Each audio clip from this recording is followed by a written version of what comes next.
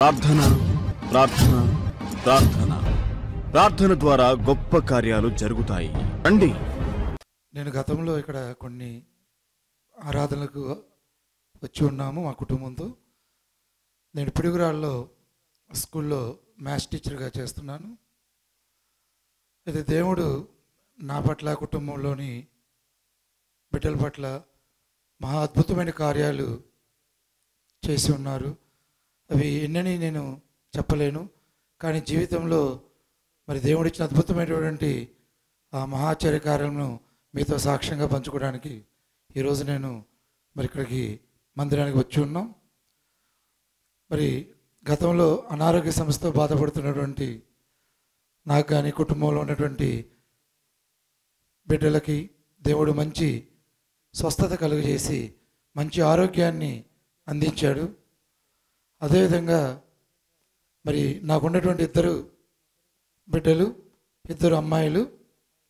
పెద్దమ్మాయి మరి దేవుడి తన మహాకృప వలన తక్కువ వయసులోనే, అంటే దాదాపు 18 సంవత్సరాల వయసులోనే వెటర్నరీ డిప్లొమా కంప్లీట్ చేసి మరి గత 2023వ సంవత్సరంలో మరి మంచి ఎగ్జామ్ ఒకటి రాసి హైదరాబాద్లో సెంట్రల్ గవర్నమెంట్ జాబ్ ICMRలో సెలెక్ట్ అయ్యింది. ఇది దేవుడిచ్చిన మంచి అద్భుతమైనటువంటి కార్యం. చాలామంది మరి మంచి పెద్దగా బాగా చదివి ఎన్నో ఎగ్జామ్స్ రాసి ఉన్నప్పుడు కూడా మా పెద్దమ్మాయి ఫస్ట్ అటెంప్ట్లోనే మరి ఎగ్జామ్ రాసి నేషనల్ లెవెల్లో దాదాపుగా ఒక 60,000 మెంబర్స్ ఎగ్జామ్ రాస్తే ఉన్న 6 పోస్టుల్లో ఒక పోస్టుకి సెలెక్ట్ అయి ఉంది. ఇది దేవుడి యొక్క అద్భుతమైనటువంటి కార్యము. ప్రజెంట్ హైదరాబాద్లో జాబ్ చేస్తుంది. మరి ఆ బిడ్డ విషయంలో దేవుడు మ్యారేజ్ విషయంలో కూడాను మరి మాకు అందనటువంటి ఒక మంచి సంబంధాన్ని దేవుడు, వాస్తవంగా చెప్పాలంటే వాళ్ళు చాలా ఆస్తిపరులు అయినప్పుడు కూడా మేము అది సంబంధము కుదురుతుందో కుదరదో అని చెప్పేసి అనుకున్నాం. ప్రార్థన చేసాం, సేవకులు ప్రార్థన చేశారు. కానీ విచిత్రంగా అమ్మాయికి మంచి సంబంధం కూడా కుదిరి మ్యారేజ్ చేయటం జరిగింది. మరి గత సంవత్సరం మరి మనవడు కూడా పుట్టడం జరిగింది మాకు. మరి అదేవిధంగా అమ్మాయి అదే టైంలో సచివాలయం జాబ్ కూడా ఎగ్జామ్ రాసింది, దానిలో కూడా సెలెక్ట్ అయింది. కానీ సెంట్రల్ గవర్నమెంట్ జాబ్లో అమ్మాయి చేరటం జరిగింది. 1.5 ఇయర్ ఇప్పుడు జాబ్ చేస్తూ ఉంది. ప్రజెంట్ అమ్మాయి ఇంకా చదువుతూ ఉంది, జాబ్ చేసుకుంటూనే. దాని తర్వాత ఇంకా మంచి పొజిషన్లోకి వెళ్ళాలని చెప్పి మేము ప్రార్థన చేస్తున్నాం. అదేవిధంగా చిన్న బిడ్డ నా పక్కనే ఉన్నది, మేఘన. ఈ అమ్మాయి గత సంవత్సరం మరి అంటే ఈ సంవత్సరం 10th క్లాస్ ఎగ్జామ్ రాసి ఉన్నది. 565 మార్కులు వచ్చి ఉన్నాయి. కానీ ఒక సబ్జెక్ట్లో బాగా ఎగ్జామ్ రాసినప్పుడు కూడాను మార్కులు తక్కువ వచ్చినాయి. మరి నేను అడిగితే ఎగ్జామ్ బాగా రాశానంది. నాకైతే డౌట్ వచ్చి ఏమంటే రీవెరిఫికేషన్ పెట్టించాను. కానీ ఆ రీవెరిఫికేషన్ కొంచెం లేటుగా రిజల్ట్ మొన్న వచ్చినాయి. నేనైతే నిత్యం ప్రార్థన చేసుకుంటున్నాను, సేవకులు కూడా ప్రార్థన చేస్తూ ఉన్నారు ఈ విషయం కోసం. మరి దేవుడి యొక్క తన అద్భుతమైన కార్యంలో మరి ఆ బిడ్డకి తగ్గినటువంటి సబ్జెక్టులో 9 మార్క్స్ 9 మార్కులు యాడ్ అయ్యి ఈరోజు 574 మార్కులు వచ్చి ఉన్నాయి. ఇదంతా కూడాను ఆ బిడ్డ యొక్క తెలివితేటలు కాదు, ప్రతిభ కాదు, కేవలం దేవుడిచ్చేటువంటి జ్ఞానం అని చెప్పేసి నేను తెలియజేసుకుంటున్నాను. అదేవిధంగా మొన్న APRJC ఎగ్జామ్ కూడా అమ్మాయి చేత రాయించాను. నేను కూడా పిడుగురాళ్ళ కోచింగ్ స్టార్ట్ చేసి ఉన్నాను పాలిటెక్నిక్ APRJC విషయంలో. మా అమ్మాయి చిన్నమ్మాయికి మేఘనాకి APRJC రాష్ట్ర స్థాయిలో 4th ర్యాంక్ వచ్చి ఉన్నది. కొన్ని లక్షల మంది ఎగ్జామ్ రాశారు. అందులో అమ్మాయి మరి స్టేట్ లెవెల్లో 4వ ర్యాంక్ సంపాదించడం జరిగింది. ఇది మొత్తం కూడా దేవుడిచ్చేటువంటి అద్భుతమైన జ్ఞానమే. కేవలం మేము నిమిత్త మాత్రమే క్లాసులు చెప్పి ఉన్నాము, కానీ ఆ తెలివితేటలు కానీ అక్కడ రాసేటువంటి ఎగ్జామ్లంతా కూడా దేవుడే తోడై ఉండి ఆ బిడ్డ చేత ఎగ్జామ్ రాయించాడు. అదేవిధంగా నా పక్కన ఉన్నటువంటి మరి నా భార్య ఈమె మరి ఇంటర్మీడియట్ వరకు చదువుకొని ఉన్నది. గత సంవత్సరం మరి పిడుగురాల్లో ఉన్నటువంటి మరి చిల్డ్రన్స్ హోమ్ ఆంధ్రప్రదేశ్ మహిళా శిశు సంక్షేమ శాఖలో కొన్ని పోస్టులు పడి ఉన్నాయి. దానిలో ఆమెకి అప్లై చేసి ఉంటే ప్రార్థన చేసాం, సేవకులతో చేత ప్రార్థన చేయించుకున్నాం.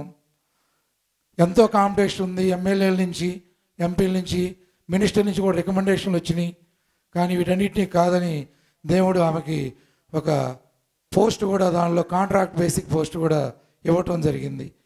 ఇవంతా కూడా దేవుడి యొక్క అద్భుతమైనటువంటి కృపా మహిమ అని చెప్పేసి నేను నిజంగా తెలియజేసుకున్నాను. ఎందుకంటే నా చేతిలో ఏమీ లేదు, కేవలం ప్రార్థన చేసుకుని ఉన్నాం.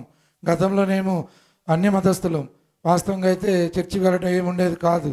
కానీ అనారోగ్య సమస్యతో నేను ఇబ్బంది పడుతున్నప్పుడు మరి దేవుడి యొక్క ప్రార్థన, సేవకుల యొక్క ప్రార్థన ఫలితంగా ఆ దేవుని నమ్ముకోవడం వల్ల సర్జరీ ఏమీ లేకుండా మరి మంచి ఆరోగ్యాన్ని దేవుడు అందించాడు. ఇవన్నీ కూడా దేవుడు మా కుటుంబం పట్ల చేస్తున్న అద్భుతమైన కార్యాలు. ఇటు పక్కన ఉన్నటువంటి నా సహోదరి, మా సిస్టర్ కారంపూడిలో ఉంటుంది. భర్తను కోల్పోయి ఉన్నది గుంటూరులో. ఎటువంటి ఇబ్బంది లేకుండా మళ్ళీ మేము పిడుగురాల నుంచి కారంపూడికి ఇక్కడ తీసుకొని వచ్చి ఆమె కూడా తన మరి సొంతంగా ఒక చిన్న షాప్ పెట్టుకొని అడపదడప చిన్న చిన్న పనులు చేసుకుంటూ కూడా మరి ఎవరి మీద ఆధారపడకుండా జీవిస్తూ ఉంది.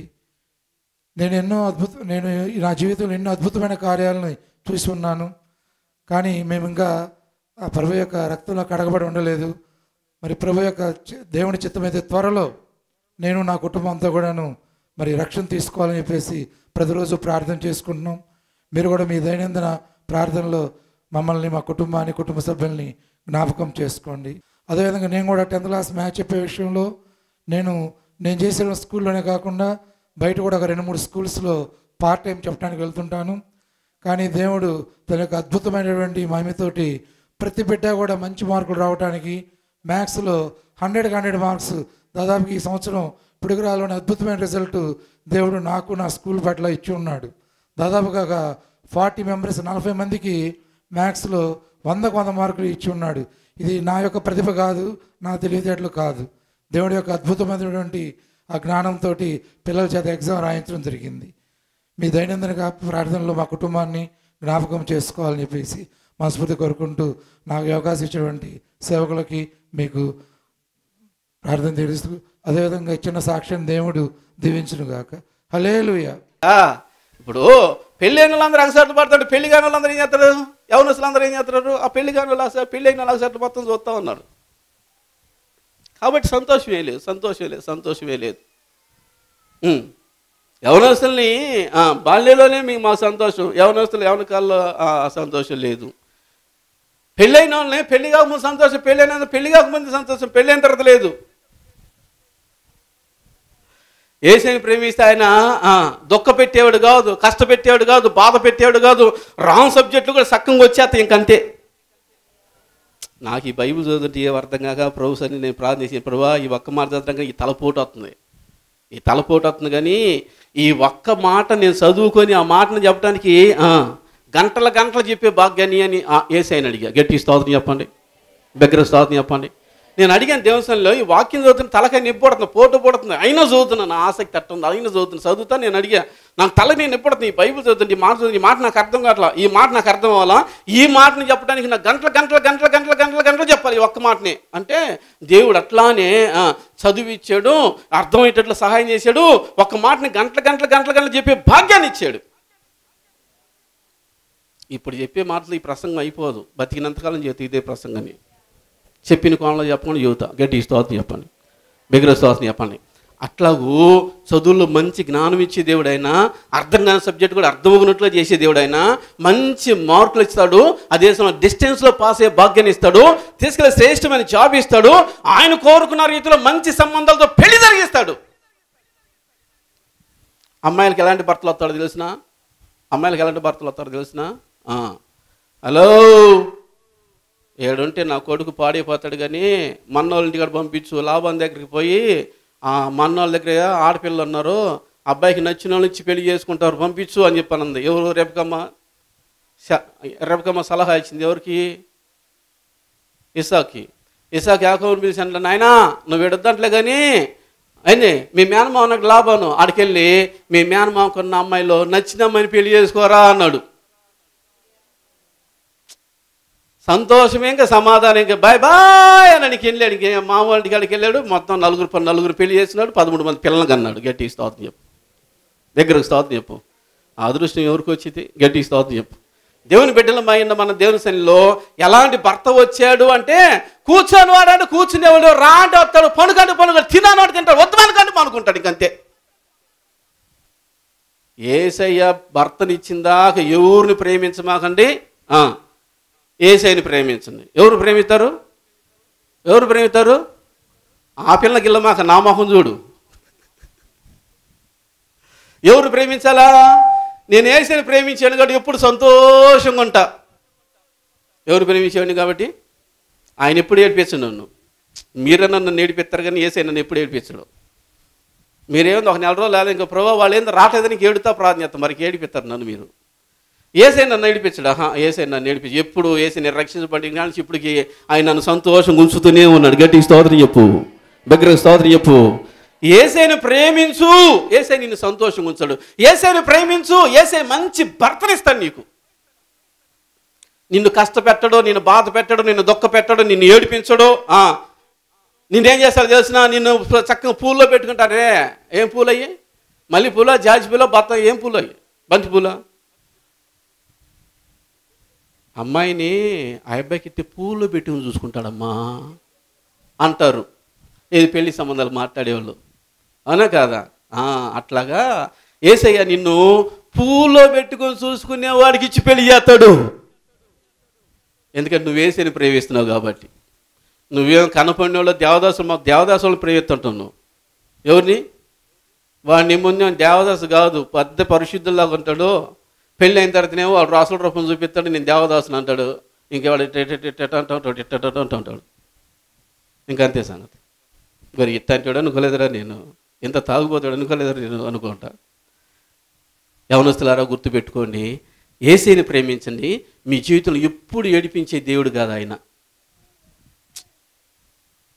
ఏడిపించే దేవుడు కాదు ఆయన. నీ చదువులో జ్ఞానం ఇస్తాడు, డిస్టెన్స్లో పాస్ అయ్యే కృప ఇస్తాడు, నువ్వు కోరుకున్న మంచి జాబులు ఇస్తాడు, నువ్వు కోరుకున్న ఆశించిన దానికంటే శ్రేష్టమైన భర్తను తీసుకొచ్చిస్తాడు, శ్రేష్టమైన భార్యను తీసుకొచ్చిస్తాడు. కాబట్టి ప్రోపిల్లమైన మన దేవుని సన్నిధిలో చక్కగా చక్కగా చక్కగా యేసయ్యని ప్రేమిస్తూ ఉంటే మంచి భార్యలో, యేసయ్యని ప్రేమిస్తూ ఉంటే మంచి భర్తలో, ఇంకా జాయ్ లైఫ్ అంతా. మంచి భార్య దుఃఖం లేదు, మంచి భర్త దుఃఖం లేదు. ఇద్దరికి పుట్టిన పిల్లలు చెప్పు, వీళ్ళిద్దరు మంచిలు కాబట్టి వీళ్ళిద్దరు వాక్యంలో పెంచుకుంటూ వస్తే, వీళ్ళు వాక్యంలో పెరిగితే కుటుంబం అంతా ఒక పరలోక రాజ్యం, కుటుంబం అంతా పరలోకంలో సంతోషం సమాధానం ఉంటుంది.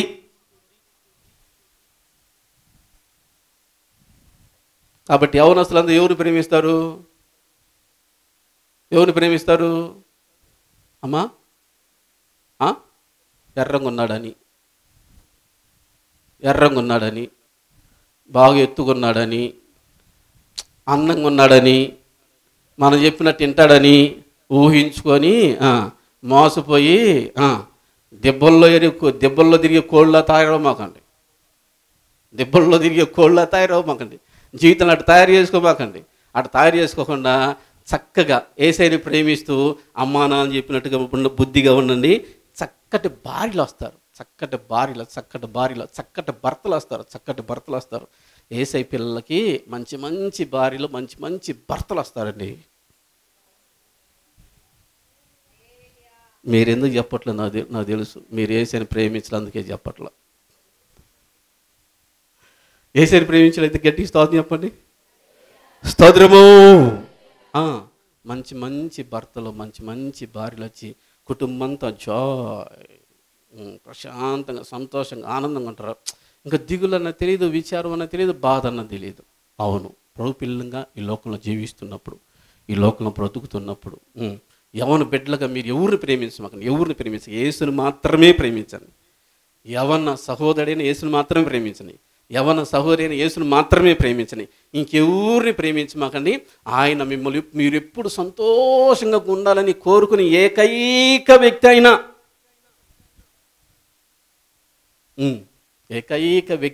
ఆయన తప్పక నువ్వు సంతోషంగా ఉండాలని కోరుకునేది ఇంకెవరు లేరు. అవును, కాబట్టి దేవుని బిడ్డలమైన మనం ఎవరిని ప్రేమించమాకండి, యేసుని మాత్రమే ప్రేమించి ఆయన దీవిస్తాడు. కాబట్టి ఆ ప్రశ్న అడిగాడు, ఏమని?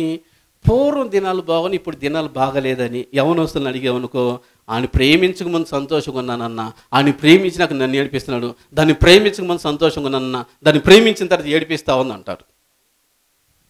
గట్టి స్తోత్రం చెప్పండి. వీళ్ళందరిలో సంతోషంగా ఉండేది ఎవరంటే అడున్నారే వాళ్ళిద్దరు చూడు. మీరిద్దరు లేచి నిలబండి, ఇట్రండిరా రండి, ఆ నిలబడండి. వీళ్ళిద్దరం చూడండి. అరే మీరు సంతోషంగా ఉన్నారా?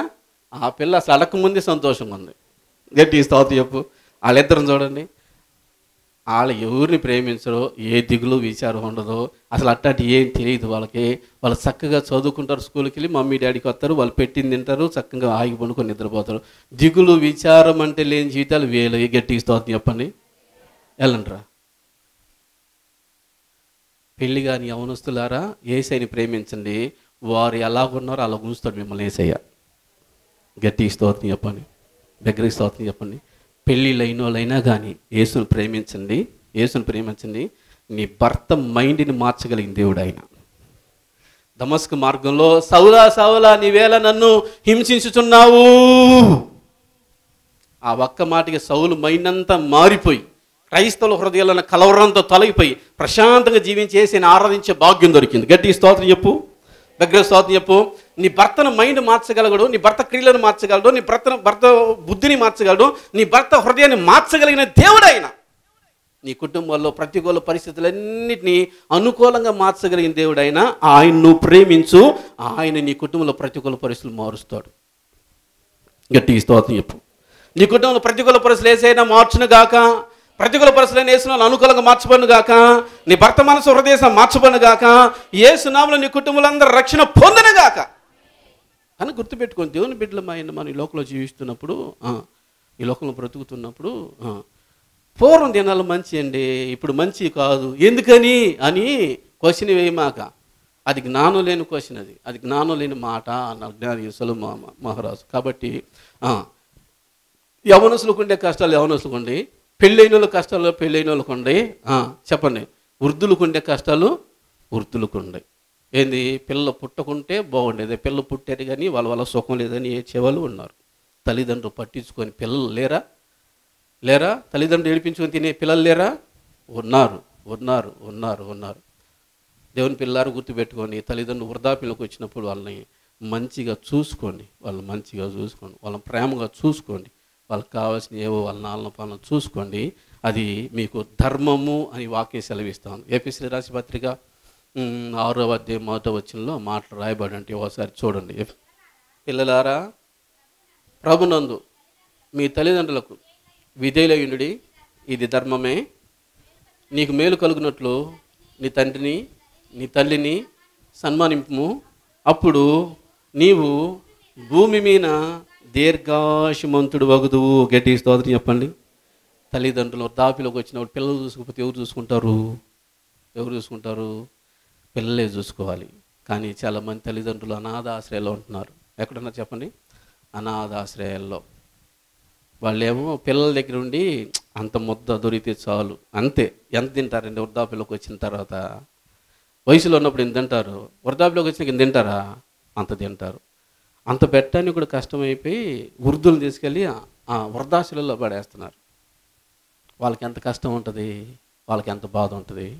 అందుకే దేవుడు అంటున్నాడు, పిల్లరా వృద్ధాప్యులు మీ తల్లిదండ్రులను ఏం చేస్తారు చెప్పండి? సన్మానించండి. నీకు మేలు కలుగునట్లు నీ తల్లిదండ్రిని సన్మానించు, అప్పుడు భూమిన దీర్ఘాయుష్మంతుడు అవుతావు అన్నాడు.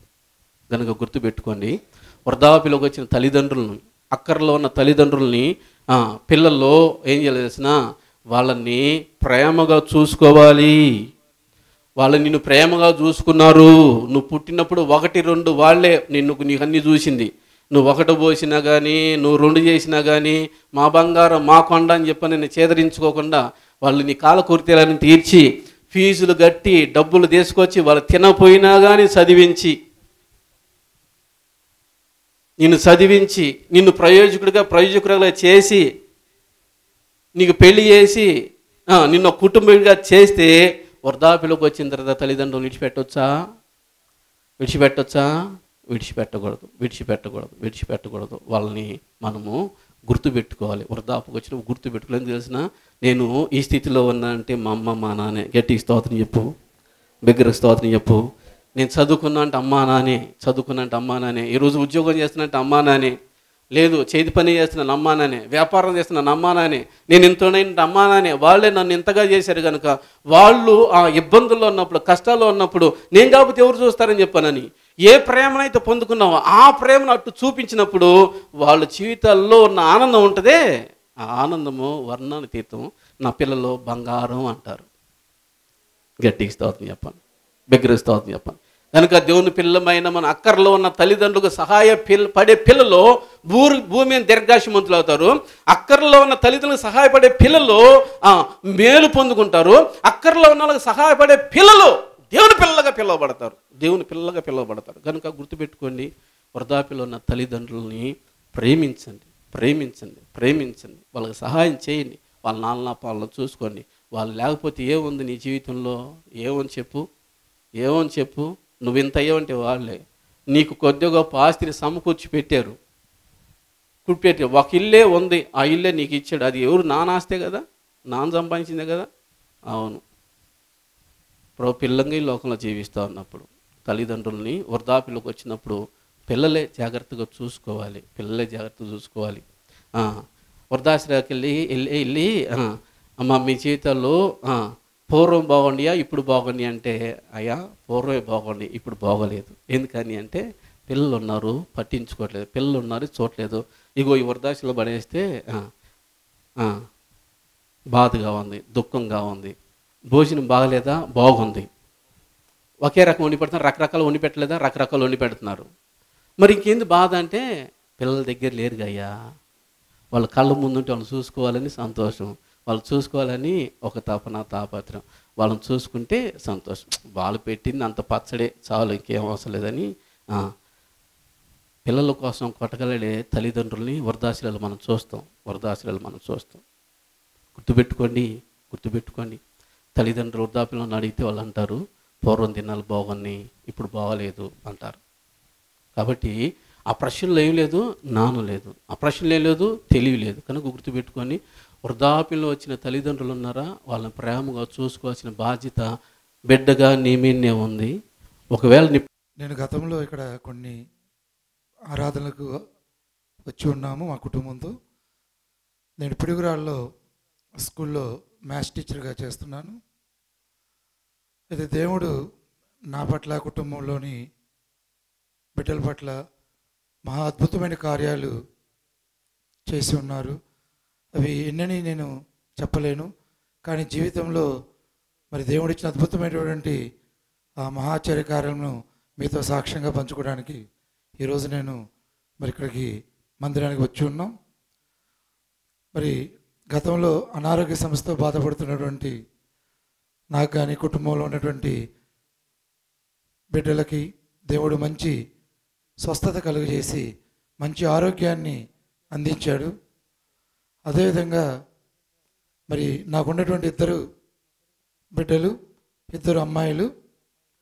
పెద్దమ్మాయి మరి దేవుడి తన మహాకృప వలన తక్కువ వయసులోనే, అంటే దాదాపు 18 సంవత్సరాల వయసులోనే వెటర్నరీ డిప్లొమా కంప్లీట్ చేసి మరి గత 2023 సంవత్సరంలో మరి మంచి ఎగ్జామ్ ఒకటి రాసి హైదరాబాద్లో సెంట్రల్ గవర్నమెంట్ జాబ్ ICMRలో సెలెక్ట్ అయ్యింది.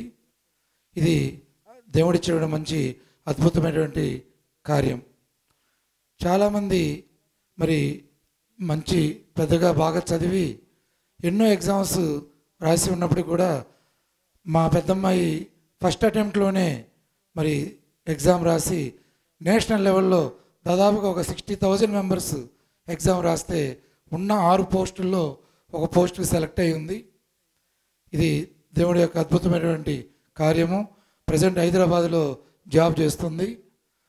మరి ఆ బిడ్డ విషయంలో దేవుడు మ్యారేజ్ విషయంలో కూడాను మరి మాకు అందనటువంటి ఒక మంచి సంబంధాన్ని దేవుడు, వాస్తవంగా చెప్పాలంటే వాళ్ళు చాలా ఆస్తిపరులు అయినప్పటికీ కూడా మేము అది సంబంధము కుదురుతుందో కుదరదో అని చెప్పేసి అనుకున్నాం. ప్రార్థన చేశాం, సేవకులు ప్రార్థన చేశారు. కానీ విచిత్రంగా అమ్మాయికి మంచి సంబంధం కూడా కుదిరి మ్యారేజ్ చేయటం జరిగింది. మరి గత సంవత్సరం మరి మనవడు కూడా పుట్టడం జరిగింది మాకు. మరి అదేవిధంగా అమ్మాయి అదే టైంలో సచివాలయం జాబ్ కూడా ఎగ్జామ్ రాసింది, దానిలో కూడా సెలెక్ట్ అయింది. కానీ సెంట్రల్ గవర్నమెంట్ జాబ్లో అమ్మాయి చేరటం జరిగింది. 1.5 year ఇప్పుడు జాబ్ చేస్తూ ఉంది. ప్రజెంట్ అమ్మాయి ఇంకా చదువుతూ ఉంది, జాబ్ చేసుకుంటూనే. దాని తర్వాత ఇంకా మంచి పొజిషన్లోకి వెళ్ళాలని చెప్పి మేము ప్రార్థన చేస్తున్నాం. అదేవిధంగా చిన్న బిడ్డ నా పక్కనే ఉన్నది, మేఘన. ఈ అమ్మాయి గత సంవత్సరం మరి అంటే ఈ సంవత్సరం 10th class ఎగ్జామ్ రాసి ఉన్నది. 565 మార్కులు వచ్చి ఉన్నాయి. కానీ ఒక సబ్జెక్ట్లో బాగా ఎగ్జామ్ రాసినప్పటికి కూడాను మార్కులు తక్కువ వచ్చినాయి. మరి నేను అడిగితే ఎగ్జామ్ బాగా రాశానంది. నాకైతే డౌట్ వచ్చి ఏమంటే రీవెరిఫికేషన్ పెట్టించాను. కానీ ఆ రీవెరిఫికేషన్ కొంచెం లేటుగా రిజల్ట్ మొన్న వచ్చినాయి. నేనైతే నిత్యం ప్రార్థన చేసుకుంటున్నాను, సేవకులు కూడా ప్రార్థన చేస్తూ ఉన్నారు ఈ విషయం కోసం. మరి దేవుడి యొక్క తన అద్భుతమైన కార్యంలో మరి ఆ బిడ్డకి తగ్గినటువంటి సబ్జెక్టులో 9 మార్క్స్ 9 మార్కులు యాడ్ అయ్యి ఈరోజు 574 మార్కులు వచ్చి ఉన్నాయి. ఇదంతా కూడాను ఆ బిడ్డ యొక్క తెలివితేటలు కాదు, ప్రతిభ కాదు, కేవలం దేవుడిచ్చేటువంటి జ్ఞానం అని చెప్పేసి నేను తెలియజేసుకుంటున్నాను. అదేవిధంగా మొన్న ఏపీఆర్జేసీ ఎగ్జామ్ కూడా అమ్మాయి చేత రాయించాను. నేను కూడా పిడుగురాళ్ళ కోచింగ్ స్టార్ట్ చేసి ఉన్నాను పాలిటెక్నిక్ ఏపీఆర్జేసీ విషయంలో. మా అమ్మాయి చిన్నమ్మాయికి మేఘనాకి ఏపీఆర్జేసీ రాష్ట్ర స్థాయిలో 4th ర్యాంక్ వచ్చి ఉన్నది. కొన్ని లక్షల మంది ఎగ్జామ్ రాశారు, అందులో అమ్మాయి మరి స్టేట్ లెవెల్లో 4వ ర్యాంక్ సంపాదించడం జరిగింది. ఇది మొత్తం కూడా దేవుడు ఇచ్చేటువంటి అద్భుతమైన జ్ఞానమే. కేవలం మేము నిమిత్త మాత్రమే క్లాసులు చెప్పి ఉన్నాము, కానీ ఆ తెలివితేటలు కానీ అక్కడ రాసేటువంటి ఎగ్జామ్లు అంతా కూడా దేవుడే తోడే ఉండి ఆ బిడ్డ చేత ఎగ్జామ్ రాయించాడు.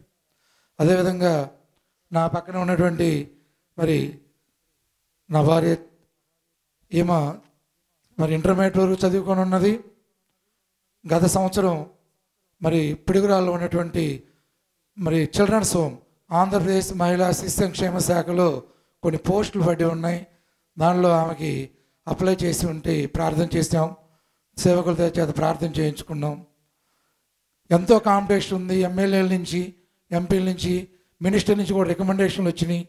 కానీ వీటన్నిటినీ కాదని దేవుడు ఆమెకి ఒక పోస్ట్ కూడా దానిలో కాంట్రాక్ట్ బేసిక్ పోస్ట్ కూడా ఇవ్వటం జరిగింది. ఇవంతా కూడా దేవుడి యొక్క అద్భుతమైనటువంటి కృపా మహిమ అని చెప్పేసి నేను నిజంగా తెలియజేసుకున్నాను. ఎందుకంటే నా చేతిలో ఏమీ లేదు, కేవలం ప్రార్థన చేసుకుని ఉన్నాం. గతంలోనేమో అన్య మతస్థులం, వాస్తవంగా అయితే చర్చికి వెళ్ళడం ఏముండేది కాదు. కానీ అనారోగ్య సమస్యతో నేను ఇబ్బంది పడుతున్నప్పుడు మరి దేవుడి యొక్క ప్రార్థన సేవకుల యొక్క ప్రార్థన ఫలితంగా ఆ దేవుని నమ్ముకోవడం వల్ల సర్జరీ ఏమీ లేకుండా మరి మంచి ఆరోగ్యాన్ని దేవుడు అందించాడు. ఇవన్నీ కూడా దేవుడు మా కుటుంబం పట్ల చేస్తున్న అద్భుతమైన కార్యాలు. ఇటు పక్కన ఉన్నటువంటి నా సహోదరి, నాకు మా సిస్టరు కారంపూడిలో ఉంటుంది, భర్తను కోల్పోయి ఉన్నది గుంటూరులో. ఎటువంటి ఇబ్బంది లేకుండా మళ్ళీ మేము పిడుగురాల నుంచి కారంపూడికి ఇక్కడ తీసుకొని వచ్చి ఆమె కూడా తన మరి సొంతంగా ఒక చిన్న షాప్ పెట్టుకొని అడపదడప చిన్న చిన్న పనులు చేసుకుంటూ కూడా మరి ఎవరి మీద ఆధారపడకుండా జీవిస్తూ ఉంది. నేను నా జీవితంలో ఎన్నో అద్భుతమైన కార్యాలను చూసి ఉన్నాను. కానీ మేము ఇంకా ఆ ప్రభు యొక్క రక్తంలో కడగబడి ఉండలేదు.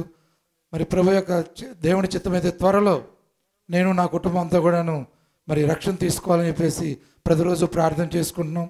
మీరు కూడా మీ దైనందిన ప్రార్థనలో మమ్మల్ని, మా కుటుంబాన్ని, కుటుంబ సభ్యుల్ని జ్ఞాపకం చేసుకోండి. అదేవిధంగా నేను కూడా 10th class మ్యాథ్స్ చెప్పే విషయంలో నేను చేసిన స్కూల్లోనే కాకుండా బయట కూడా ఒక 2-3 స్కూల్స్లో పార్ట్ టైం చెప్పడానికి వెళ్తుంటాను. కానీ దేవుడు తన యొక్క అద్భుతమైనటువంటి మహిమతోటి ప్రతి బిడ్డ కూడా మంచి మార్కులు రావడానికి మ్యాథ్స్లో 100కి 100 మార్క్స్ దాదాపుకి ఈ సంవత్సరం పిడుగురాలోని అద్భుతమైన రిజల్ట్ దేవుడు నాకు, నా స్కూల్ పట్ల ఇచ్చి ఉన్నాడు. దాదాపుగా 40 మెంబర్స్ 40 మందికి మ్యాథ్స్లో 100కు 100 మార్కులు ఇచ్చి ఉన్నాడు. ఇది నా యొక్క ప్రతిభ కాదు, నా తెలివితేటలు కాదు, దేవుడి యొక్క అద్భుతమైనటువంటి ఆ జ్ఞానంతో పిల్లల చేత ఎగ్జామ్ రాయించడం జరిగింది. మీ దైనందిన ప్రార్థనలో మా కుటుంబాన్ని జ్ఞాపకం చేసుకోవాలని చెప్పేసి మనస్ఫూర్తి కోరుకుంటూ నాకు అవకాశం ఇచ్చినటువంటి సేవకులకి మీకు ప్రార్థన తెలుస్తూ అదేవిధంగా ఇచ్చిన సాక్ష్యం దేవుడు దీవించును గాక. హల్లెలూయా.